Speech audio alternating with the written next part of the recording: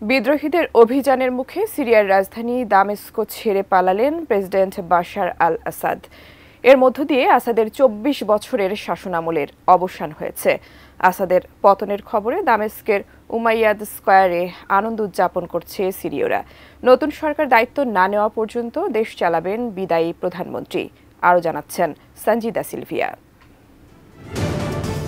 দামেস্কের কেন্দ্রীয় অঞ্চলে এভাবেই উল্লাস করতে দেখা যায় বিদ্রোহীদের। উমাইয়াদ স্কয়ারে একটি পরিত্যক্ত সামরিক ট্যাঙ্কের উপর দাঁড়িয়ে তারা উল্লাস করেছেন এবং উদযাপনের গান গেয়েছেন। হাজার হাজার মানুষ গাড়িতে এবং পায়ে হেঁটে সেখানে জড়ো হয়েছেন, স্লোগান দিচ্ছেন স্বাধীনতার। সিরিয়ার বিরোধী গোষ্ঠী হাত তাহরির আল শামের প্রধান আবু মোহাম্মদ আল জোলানি এটিকে ঐতিহাসিক বিজয় বলে মন্তব্য করেছেন। বলেন, আল আসাদের শাসনের সমাপ্তি দেশটির ইতিহাসে একটি নতুন অধ্যায়ের সূচনা করেছে।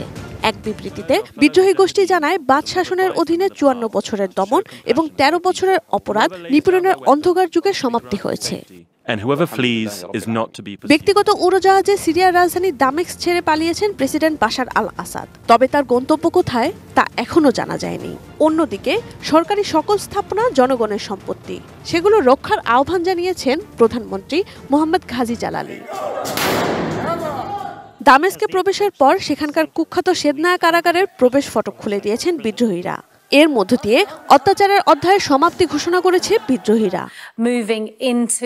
এর আগে সামাজিক যোগাযোগ মাধ্যমে ছড়িয়ে পড়া এক ভিডিওতে দেখা যায়, দামেস্কের শহরতলিতে অবস্থিত বাশারের বাবা হাফিজ আল আসাদের একটি ভাস্কর্য ভেঙে ফেলেন বিদ্রোহীরা।